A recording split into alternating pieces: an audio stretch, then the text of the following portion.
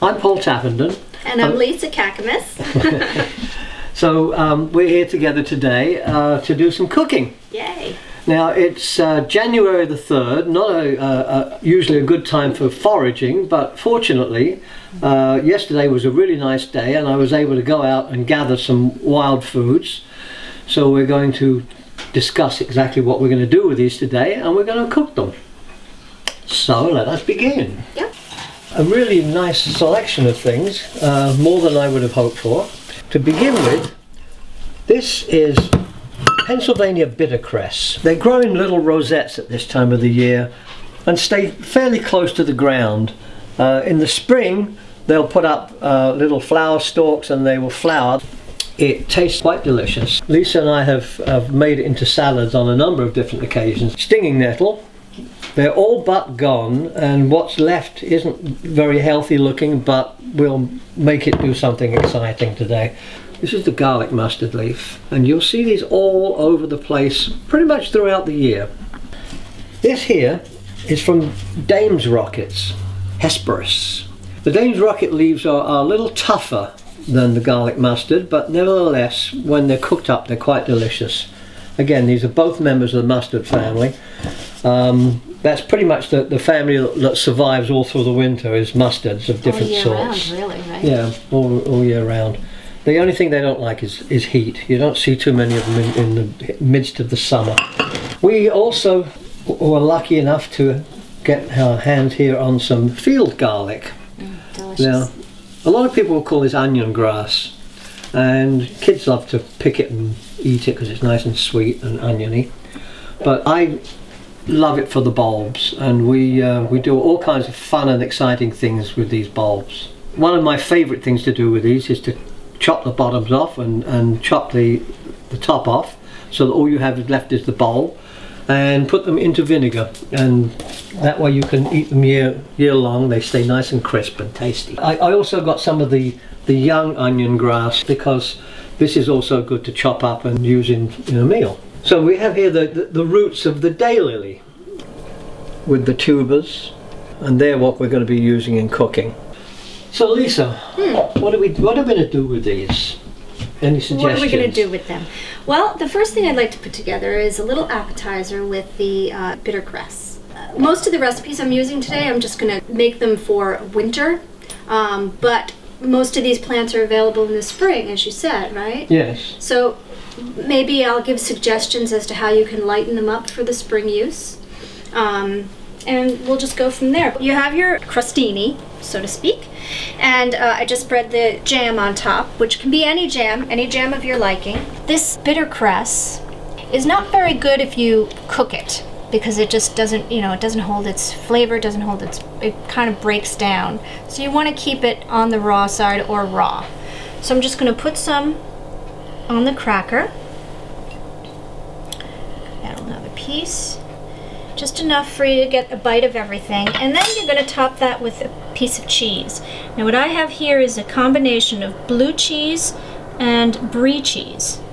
You can use all brie. You can use goat cheese if you want, and an olive spread, which might overpower the crust. You just put a piece of cheese on top like that. And then we're going to put this in the oven and melt the cheese, just slightly. We don't want, want the crust to cook. We just want to slightly melt the cheese. Easy appetizer, goes together in minutes, and you're utilizing your foraged food. Good. Basically what I want to do with the nettles, I've been kind of experimenting with African cooking, different things that they use, sweet potatoes, and they use a lot of peanuts and peanut butter in their cooking, which we wouldn't necessarily do. So what I was thinking was taking peanut butter and some coconut milk and making it into a nice sauce. And in a way, the nettles will become like a creamed dish with the, the undertones of peanut butter, because we're not going to make it too strong and peanutty. I think that would overpower. We're going to add a little bit of onion, and I actually have a pepper I'm going to throw in, a red pepper. And for color, yeah, that'd be color. Yeah, that'd be great. And maybe some celery for crunch. And then we add the peanut butter, and it could be smooth peanut butter, it could be chunky peanut butter. I've solved that problem by using smooth peanut butter and then chopping up some peanuts. hierarchy. Yeah. The director was God. You know. Was this in the city? Where was this? Yeah, it was all over the place in this. Real quick, I'm gonna leave them fairly rough chop. We have all our ingredients here, and let's get cooking. So we're gonna start with pan, rather large pan. This one's cast iron, but it can be stainless steel or, you know, whatever you have around. Get a little peanut oil. Now I'm using peanut oil because we're gonna use peanut butter and we're gonna top with chopped peanuts. Of course you can use olive oil, you can use coconut oil. So you get your pan hot. This one, since it's cast iron, it's gonna take a little longer. And then you add your oil. You don't want that much, just enough to keep everything moist. All nicely coated at the bottom.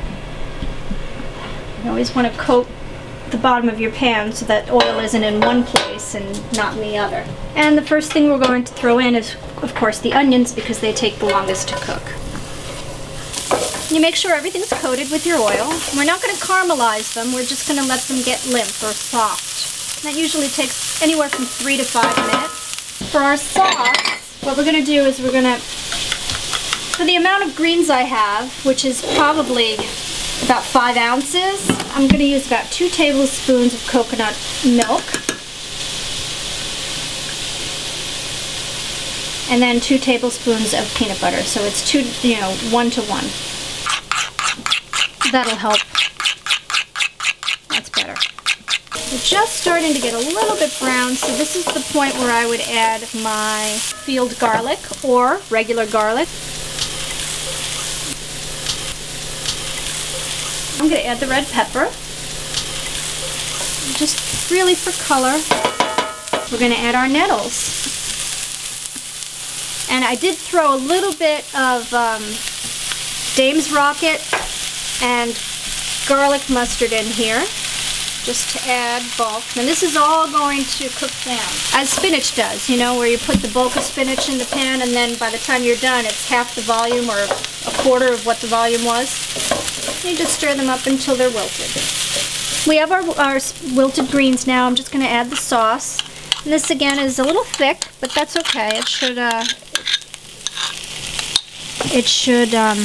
loosen up and it stays in the pan a little bit. I'm actually going to turn the flame down too.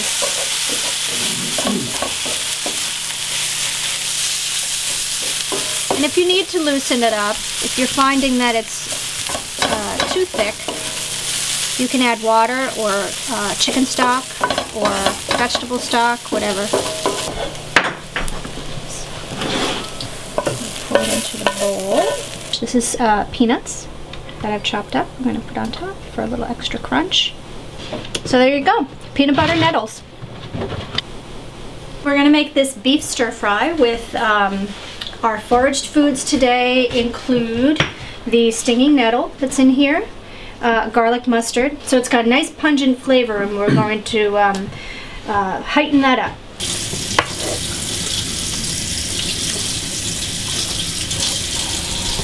It's probably an important part. So I've removed all the tubers. There's still some little hairy roots that need to be removed. But primarily what I'm doing right now is to get the last of the dirt off them. Again, this is, all 3 dishes we're making today are very quick. This is a skirt steak. Very thin slices of skirt steak that I'm actually going to make thinner. All the fat will melt down into the dish and create lots more flavor. In terms of growth hormones and... I'm going to use the rest of the greens, right? Nice and clean, the daylily roots. I have some dried mushroom. Whoops. These are the dried mushrooms. I just put them in some hot water, as you would, you know, dried porcini or something like that. These are creminis. So I'm just letting them sit for a while until they get soft. And then we'll chop them up, and we also have the liquid, which is also the beauty of nettles, because stinging nettles make the most glorious broth.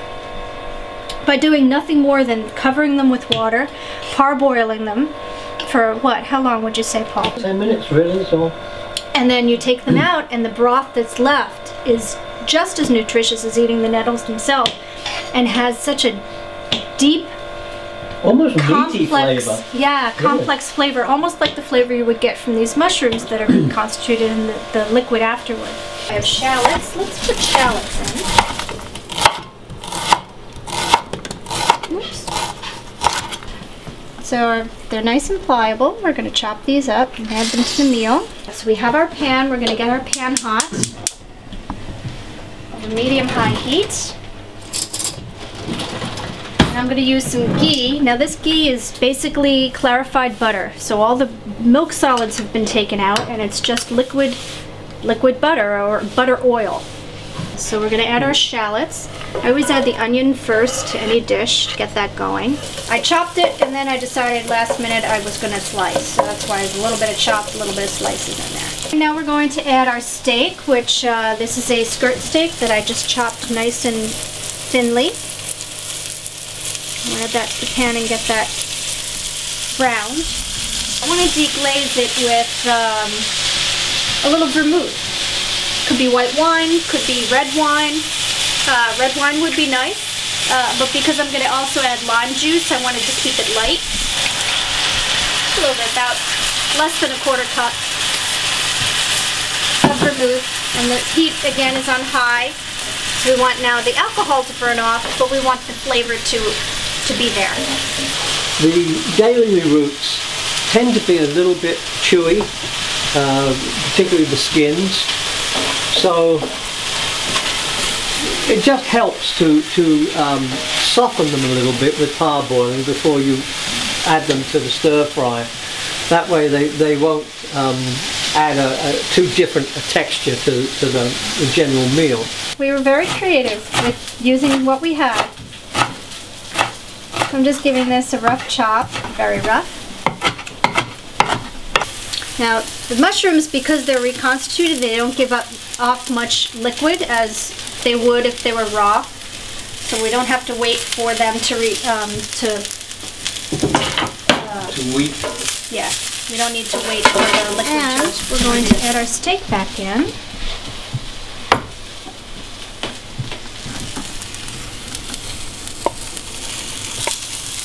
With all the juices left from it, that steak resting. Now I'm going to throw in the daylily root.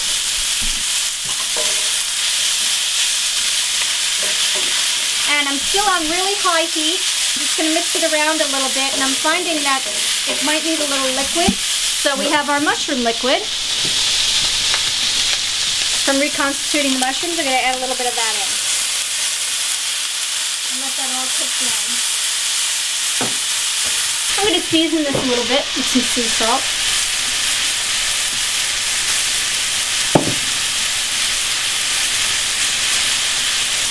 Just to add extra goodness, is I'm going to give it a squeeze of lime. Because I had one lying around and I think it's going to only add flavor to the meal.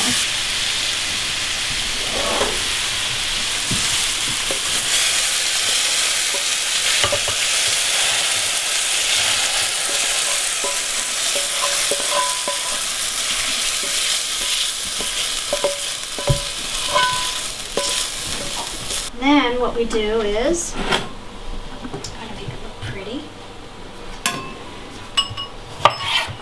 Once two. And then I have some chopped tops of the field garlic. That's our garnish.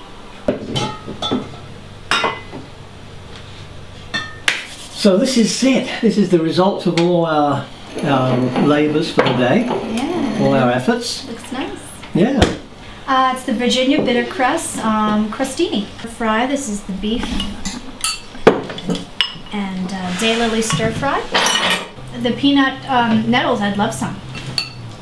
They smell so good. They do, don't they? Yeah. I'm gonna give you a little bit more here. Hey, this is a good meal. Well, cheers. Cheers.